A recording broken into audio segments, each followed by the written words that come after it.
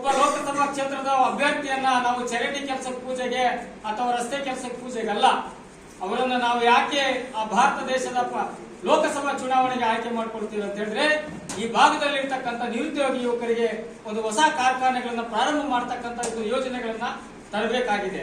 ಆದ್ರೆ ಅಂತ ಯೋಜನೆಗಳನ್ನ ಅವರು ತರುವಲ್ಲಿ ವಿಫಲವಾಗಿದ್ದಾರೆ. ಇವತ್ತು ಈ ಭಾಗದಲ್ಲಿ ನಮಗೆ ಯಾವುದೇ ನದಿಗಳ ಸಂಪರ್ಕ ಇಲ್ಲ.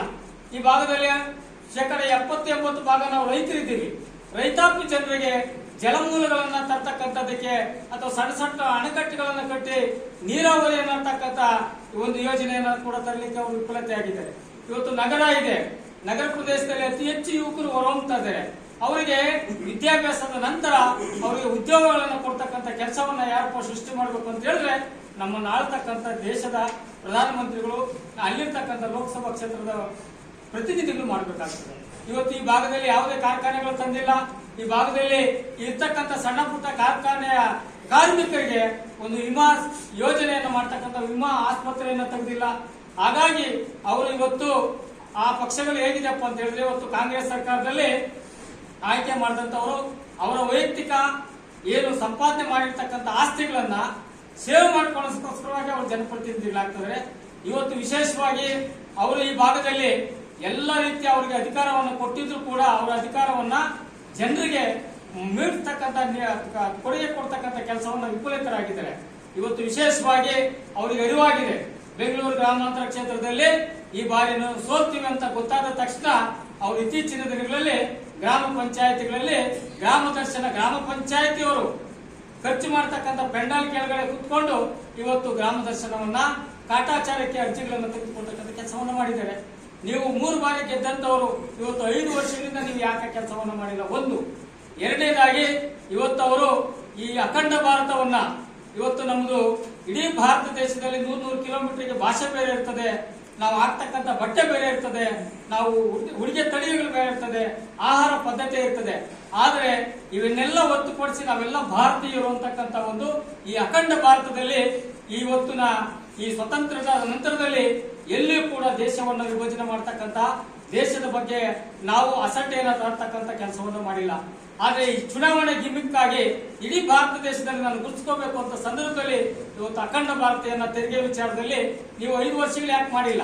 ನಿಮಗೆ ಗೊತ್ತಿತ್ತಲ್ಲ, ಆಗಲೇ ಯಾಕೆ ಮಾಡಿಲ್ಲ? ಈಗ ಚುನಾವಣೆ ಸಂದರ್ಭದಲ್ಲಿ ದೇಶವನ್ನ ವಿಭಾಗ ಮಾಡತಕ್ಕಂಥ, ವಿಭಜನೆ ಮಾಡ್ತಕ್ಕಂಥದ್ದು ಇದ್ರೆ ಇದು ಪಲಾಯನವಾದಿ. ಹಾಗೂ ಜೊತೆಗೆ ಇವತ್ತು ಅವರು ಇಲ್ಲಿ ಸೋಲ್ತಕ್ಕಂಥ ಒಂದು ವಾತಾವರಣ ನಿರ್ಮಾಣ ಮಾಡಿ ಅದನ್ನ ಏನಾದ್ರೂ ಮಾಡಿ ಜನರ ಮನಸ್ಸನ್ನ ಗೆಲ್ಲಬೇಕು ಅಂತಕ್ಕಂಥದ್ದು. ಜೊತೆಗೆ ಇವತ್ತು ಕಾಂಗ್ರೆಸ್ ಸರ್ಕಾರ ಬಿಟ್ಟಿ ಯೋಜನೆಗಳನ್ನ ಕೊಟ್ಟು ಇವತ್ತು ನಮ್ಮ ಸರ್ಕಾರದ ಬೊಕ್ಕಸಕ್ಕೆ ಇವತ್ತು ಅದನ್ನ ಕಡಿಮೆ ಮಾಡೋದ್ರ ಜೊತೆಗೆ ಇವತ್ತು ಇಡೀ ರಾಜ್ಯದ ಎಲ್ಲ ಶಾಸಕರು, ಸಚಿವರು ನಮ್ಮ ಪಾರ್ಲಿಮೆಂಟ್ ಅಲ್ಲಿ ಹೋಗಿ ಅವರು ನಮ್ಮ ಪರವಾಗಿ ಬರ್ತಕ್ಕಂಥ ತೆರಿಗೆಗಾಗಿ ಹೋರಾಟ ಮಾಡಿಲ್ಲ. ಅವರು ಈ DK ಸುರೇಶ್ ಅವರ ಡ್ಯಾಮೇಜ್ ಅನ್ನ ಅಲ್ಲಿ ಸರಿದೂಗಿಸಲಿಕ್ಕೆ ಅಥವಾ ಇಡೀ ನಮ್ಮ ಈ ಕ್ಷೇತ್ರದ ವ್ಯಾಪ್ತಿಯಲ್ಲಿ ಅಥವಾ ರಾಜ್ಯದ ವ್ಯಾಪ್ತಿಯಲ್ಲಿ ನಮ್ಮ ರಾಜ್ಯಕ್ಕಾಗಿ ಈ ರೀತಿಯಾಗಿ ಹೋರಾಟವನ್ನ ಮಾಡಿರುವಂತಕ್ಕಂಥದ್ದನ್ನು ಅಲ್ಲಿ ಹೋಗಿ ಅವರು ಮಾಡಿದ್ದಾರೆ. ಆದ್ರೆ ಅಲ್ಲಿ ಯಾವ ರೀತಿ ಹೋರಾಟ ಮಾಡಿದ್ದಾರೆ ಅಂದ್ರೆ, ಅವರು ಒಂದು ಟ್ರಿಪ್ ಆಗಿ ಹೋಗಿ ಬಂದಿದ್ದಾರೆ. ಒಂದು ಪಿಕ್ನಿಕ್, ಒನ್ ಡೇ ಪಿಕ್ನಿಕ್ ಆಗಿ ಎಲ್ಲ MLAಗಳು, ಸಚಿವರುಗಳು ಒನ್ ಡೇ ಪಿಕ್ನಿಕ್ ಹೋಗಿ ಬಹಳ ಅದ್ಭುತವಾದ ಗೋರಿ ಭೋಜನಗಳನ್ನು ಸೌದು ಬಂದಿರ್ತಾರೆ. ಹಾಗಾಗಿ ನಾವು ಇಂಥ ಜನಪ್ರತಿನಿಧಿಗಳನ್ನ ನಾವು ಕಡೆಗಣಿಸಬೇಕಾಗ್ತದೆ. ಇಷ್ಟು ಶಾಶ್ವತ ನೀರಾವರಿ ಯೋಜನೆಗಳು ಮಾಡಿದ್ರು ಅಂತ ಹೇಳ್ಬೇಕಲ್ವಾ?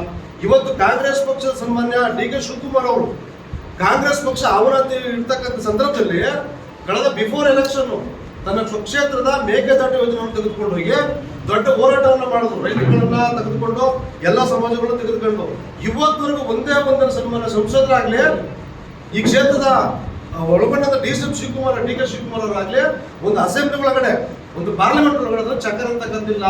ಇವತ್ತು ಮೇಕೆದಾಟು ಯೋಜನೆಯನ್ನು ಸಂಸದರು ಮಾಡಿದ್ರೆ ಇವತ್ತು ಲಕ್ಷಾಂತರ ಭೂಮಿಗೆ ನೀರಾವರಿ ಆಗ್ತಾ ಇತ್ತು, ಕೋಟ್ಯಾಂತರ ಜನ ಬದುಕಟ್ಟುಕೊಂತ ಇದ್ರು.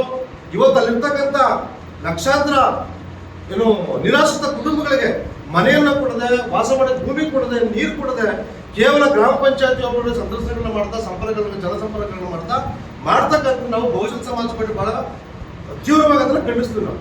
ಇನ್ನ ಉಳಿದಂತೆ ಸನ್ಮಾನ್ಯ JDS-ನ ಅಧ್ಯಕ್ಷರಾಗಿರ್ತಕ್ಕಂಥ ಮಾಜಿ ಮುಖ್ಯಮಂತ್ರಿ ಆಗಿರ್ತಕ್ಕಂಥ ಸನ್ಮಾನ್ಯ HD ಕುಮಾರಸ್ವಾಮಿ ಅವರಿಗೆ ನಮ್ಮ ಒಂದು ಆಗ್ರಹ ಏನಂತ ಅಂದ್ರೆ, ನೀವು ತನ್ನ ಕುಟುಂಬದ ರಾಜಕಾರಣವನ್ನ ಒಳಗೊಂಡು ಈ JDS ಪಕ್ಷ ಅಂತಕ್ಕಂಥದ್ದು ಜಾತ್ಯತೀತ ಪಕ್ಷ ಅಂತಕ್ಕಂಥ ಈ ಪಕ್ಷದ ಮುಂಚೂಣಿ ನಾಯಕರಾಗಿರ್ತಕ್ಕಂಥ ನೀವು ಈ ರಾಜ್ಯದ ಬಹುಜನ ಸಮಾಜ್ ಪಾರ್ಟಿ ಒಳಗಡೆ ಅಲಿಯನ್ಸ್ ಮಾಡ್ಕೊಂಡು 30 ವರ್ಷಕ್ಕೆ ತಗೊಂಡ್ರಿ. ಅಂದ್ರೆ BS ಒಳಗಡೆ ಅಲಿಯನ್ಸ್ ಮಾಡ್ಕೊಂಡ್ರಿ. ಹಿಂದೆ ಇದೇ JDS ಕೋಮುವಾದಿ ಪಕ್ಷ. ನನ್ನ ಮಗ CM ಅದನ್ನು ಕತ್ಕೊಯ್ಬೋದು ಅಂತಕ್ಕಂಥ ಸನ್ಮಾನ್ಯ ಹಿರಿಯರು ದೇವೇಗೌಡರು ಈ ಕೋಮುವಾದಿ ಪಕ್ಷಕ್ಕೆ ಹೋಗ್ಬೋದು ಅಂತ ಹೇಳಿದ ಸಂದರ್ಭದಲ್ಲೂ ಕೂಡ JDS ಪಕ್ಷದೊಳಗಡೆ ಮುಖ್ಯಮಂತ್ರಿ ಆದ್ರಿ ನೀವು. 20-30 ವರ್ಷಕ್ಕೆ ತಗೊಂಡಂತ ಸನ್ಮಾನ್ಯ JDS ಕುಮಾರಸ್ವಾಮಿ ಅವರು ಇದೇ ಕೋಮುವಾದಿ ಪಕ್ಷದೊಳಗಡೆ ಮುಖ್ಯಮಂತ್ರಿ ಆದ್ರು. ಮತ್ತೆ ಟ್ರೈ ಅಗೇನ್ ಮತ್ತೆ ಕಾಂಗ್ರೆಸ್ ಪಕ್ಷಕ್ಕೆ ಜೋಡೆತ್ತು ಅಂತಕ್ಕಂಥ DK ಶಿವಕುಮಾರ್ ಮತ್ತೆ ಕುಮಾರಸ್ವಾಮಿ ಅವರು ಕಾಂಗ್ರೆಸ್ ಪಕ್ಷದೊಳಗಡೆ ಕೂಡ ಅಧಿಕಾರವನ್ನು ಪಡ್ಕೊಂಡ್ರು.